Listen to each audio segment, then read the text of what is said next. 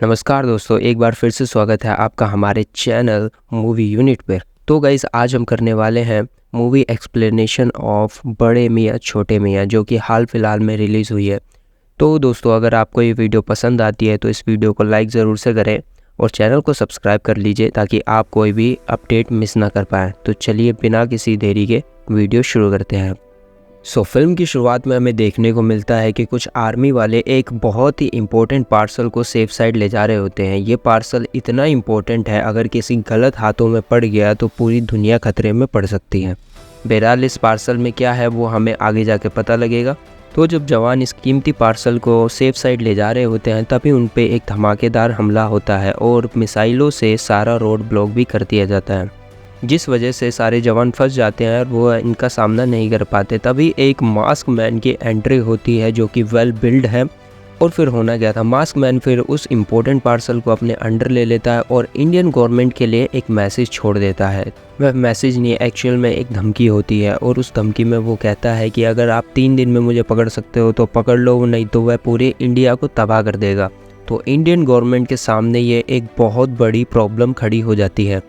वो पार्सल इतना इम्पोर्टेंट था और वो अब गलत हाथों में पड़ चुका था, तो इंडिया पे बहुत बड़ा खतरा था और इस खतरे को टालने की जिम्मेदारी दी जाती है आज़ाद सर पे, जो कि इंडियन आर्मी में कर्नल की पोस्ट पे थे।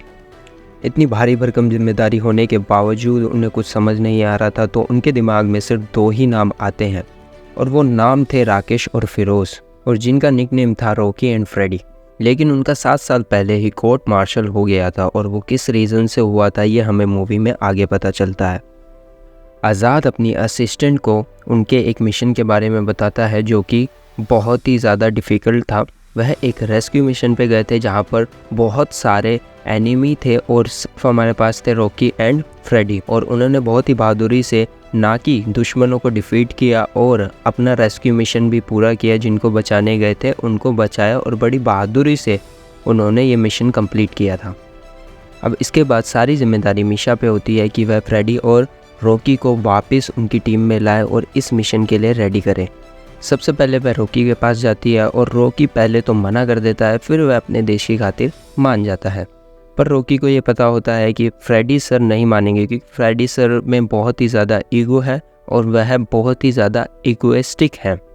फ्रेडी से मिलने के बाद फ्रेडी साफ इनकार कर देता है इस मिशन के लिए, क्योंकि उसको लगता है कि उसके साथ 7 साल पहले बहुत ही ज़्यादा बदतमीज़ी और बेसलूकी हुई है और उसका कोर्ट मार्शल ऐसे किया गया है जिससे वह अभी तक उभर नहीं पाया है।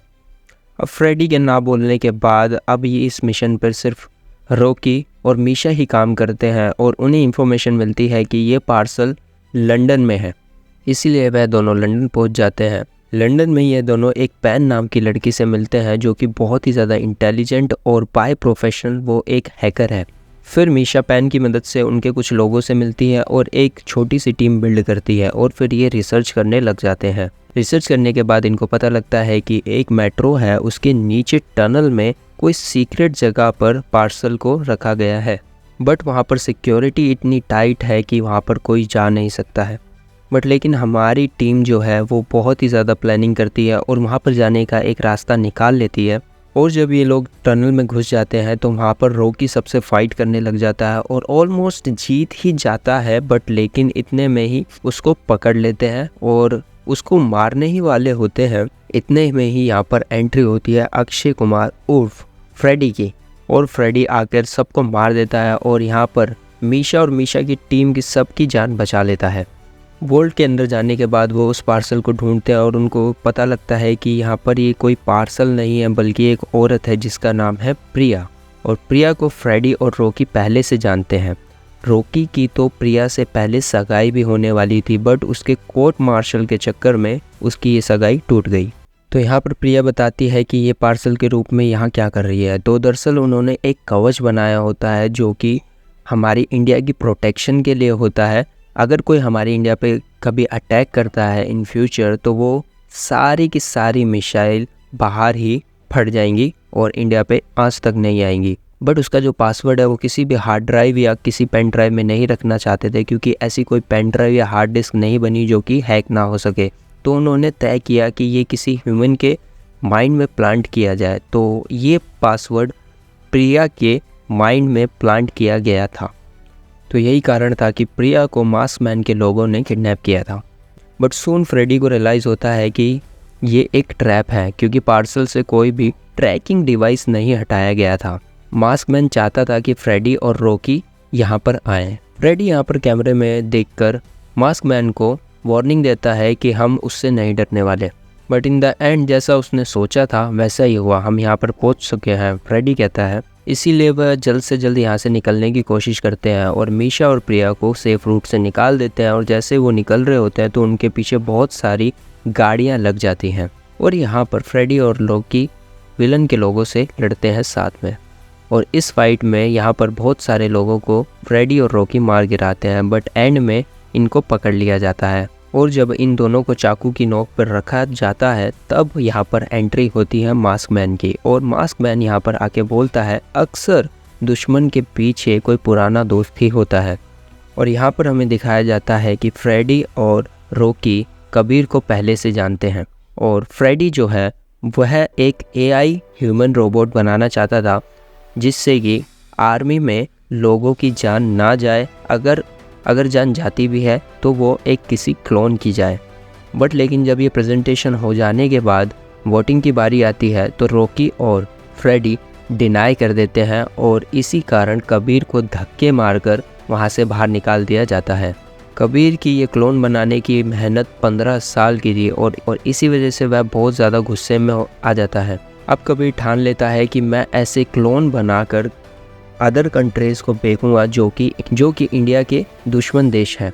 तो ये बात इंडियन गवर्नमेंट को पता चल जाती है और ये पता चलने के बाद फ्रेडी और रॉकी को मिशन दिया जाता है कि उसके अड्डे पे छापा मारने का। और वहाँ पर रॉकी और फ्रेडी पहुँचने के बाद बाकी सभी लोगों को मारने लगते हैं और यहाँ पर वो कबीर को भी मार देते हैं, क्योंकि वह फ्रेडी और रॉकी से डील करने लगा था। बट लेकिन रॉकी और फ्रेडी को जो मिशन दिया गया था वह मिशन था कि कबीर को जिंदा पकड़ के लाना था।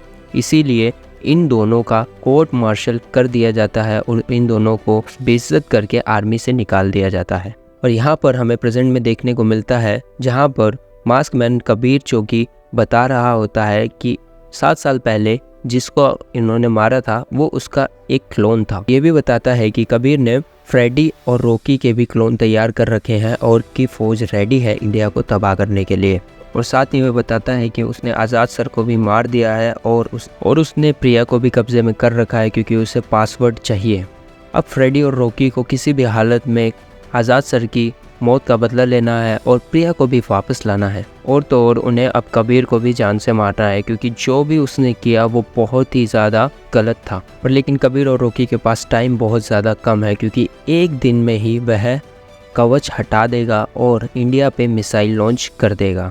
तो इनके पास सिर्फ एक दिन है और यहाँ पर ये ज़्यादा टाइम वेस्ट ना करते हुए कबीर के अड्डे पर पहुँच जाते हैं और बारी बारी से ये लोगों को मारना शुरू कर देते हैं, जबकि कबीर की बहुत ही ज़्यादा बड़ी फौज थी। धीरे धीरे करके वह सभी लोगों को मार देते हैं और इनको मारने के बाद इनकी मुलाकात होती है खुद के ही क्लोन से, जो कि बहुत ही ज़्यादा पावरफुल है।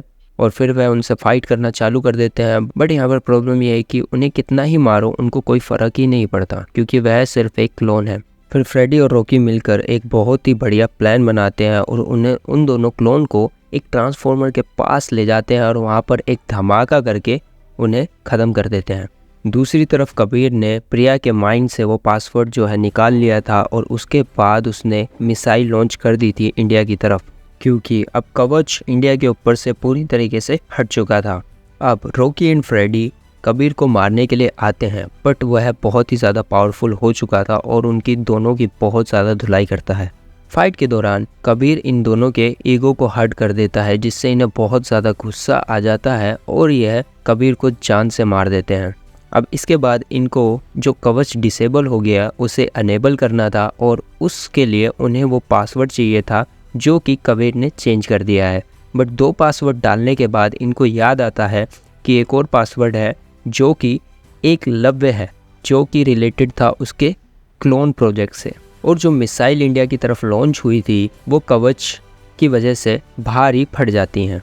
और फिर फ्रेडी एंड रॉकी और प्रिया वहाँ से बाहर निकलते हैं और वहाँ पर बहुत ही बड़ा धमाका होता है, जिससे कि वह लैब जो है नष्ट हो जाती है तो देखा जाए तो फिल्म एक एक्शन पैक मूवी है और ये एक आर्टिफिशियल इंटेलिजेंट बेस प्रोजेक्ट पे टिकी हुई है। आपको ये मूवी एक्सप्लेनेशन कैसी लगी हमें कमेंट करके ज़रूर बताएं, और वीडियो में कुछ भी अच्छा लगा हो तो लाइक ज़रूर कर दे और सब्सक्राइब कर दे ऐसी ही और वीडियोस के लिए। तो चलिए मिलते हैं नेक्स्ट वीडियो में। Till then bye bye, take care.